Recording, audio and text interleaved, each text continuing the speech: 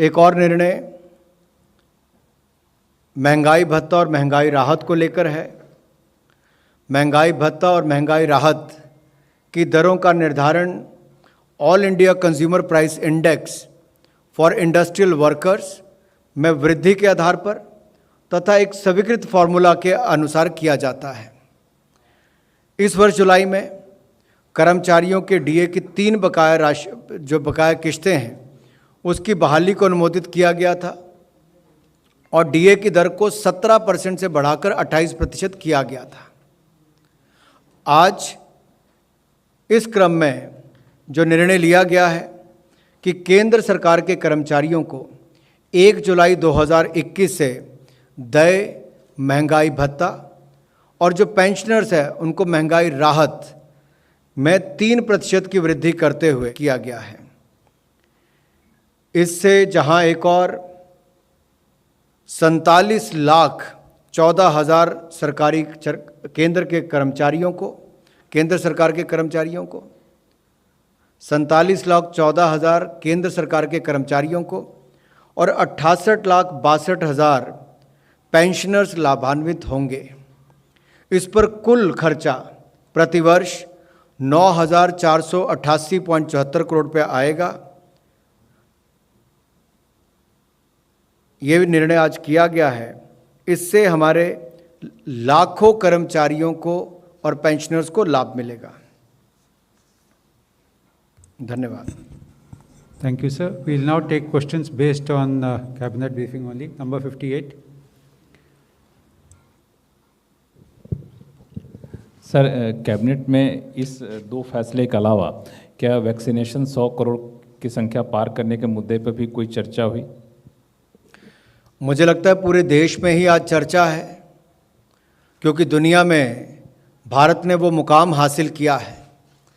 देखिए, बड़े बड़े देश, विकसित देशों में भी जिस तरह से वैक्सीनेशन को लेकर ड्राइव शुरू की गई, लेकिन भारत जिस मुकाम पर पहुंचा है, 100 करोड़ नंबर अपने आप में बहुत कुछ कहता है कि चाहे बर्फीले पहाड़ों को पार करके जाकर, नदियों को पार करके, दुर्गम क्षेत्रों में, पिछड़े क्षेत्रों में जाकर जिस तरह से वैक्सीनेशन ड्राइव को हमारे डॉक्टर्स ने, लैब टेक्नीशियंस ने, नर्सिस ने, पैरामेडिकल स्टाफ ने और इससे मुहिम से जुड़े हुए लोगों ने जन जन तक पहुंचाने का काम किया है, वो अपने आप में एक बहुत बड़ी उपलब्धि है।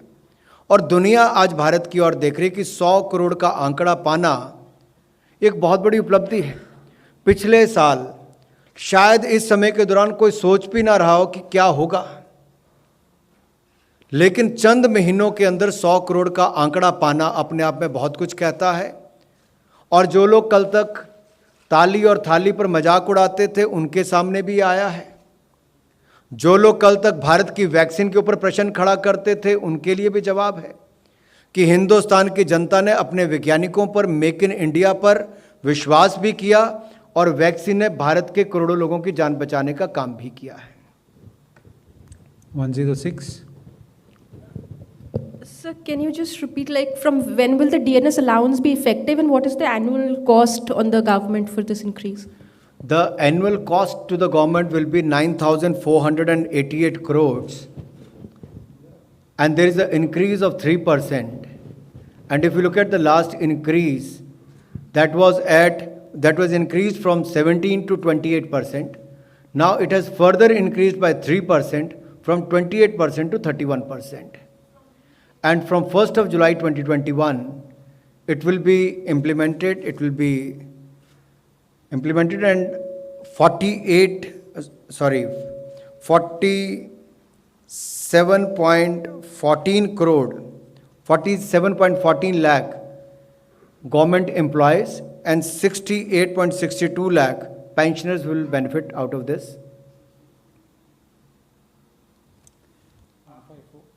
154.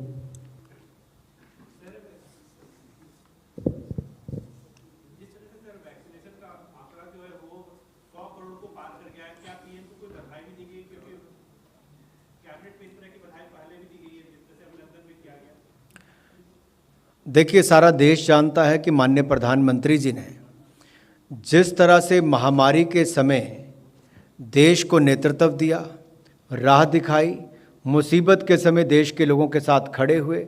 80 करोड़ लोगों को 15 महीने तक 5 किलो गेहूं या चावल और 1 किलो दाल देने का काम किया। मॉरेटोरियम पीरियड बैंकों के माध्यम से दिया। Emergency credit line guarantee scheme के माध्यम से 3 लाख करोड़ रुपए का इनिशियल स्टेज पर बैंकों के माध्यम से कम ब्याज दर पर पैसा भी दिलाया और TCS TDS में कटौती भी की। बहुत सारे ऐसे कदम उठाए जो आपदा के समय एक एक कदम बड़ा राहत भरा देश के लोगों के लिए था। लेकिन वैक्सीनेशन उसमें एक ऐसा बड़ा कदम है जिसने सही मायने में आम आदमी को बहुत बड़ी राहत दी है। किसी व्यक्ति को अपनी जेब से कोई पैसा नहीं खर्च करना पड़ा। पूरे देश के 18 वर्ष से ज़्यादा की उम्र वाले लोगों के लिए, हर राज्य देश के हर कोने के लिए वैक्सीनेशन उपलब्ध भी करवा कर दी गई और ये एक बड़ी उपलब्धि है। आप में से मित्रों ने बार बार पूछा क्या प्रधानमंत्री जी को बधाई भी दी गई। मुझे लगता है केवल कैबिनेट के साथियों और सहयोगियों की तरफ से ही नहीं, आज पूरा देश कहीं ना कहीं माननीय प्रधानमंत्री जी का धन्यवाद भी करता है, उनको बधाई भी देता है।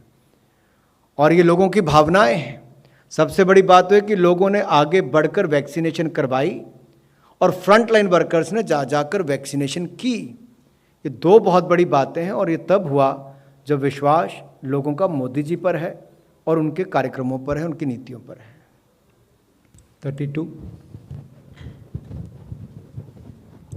हेलो अनुराग जी, जहाँ जहाँ जिन जिन देशों ने 75% से ज़्यादा वैक्सीनेशन कर लिया है वहाँ पर मास्क की अनिवार्यता को स्वैच्छिक में चेंज किया गया है क्योंकि हर्ड इम्यूनिटी आ जाती है। क्या भारत में भी कुछ ऐसा कदम उठाया जाएगा, क्योंकि अभी भी सड़कों पर लोगों का हरासमेंट इसी हो रहा है?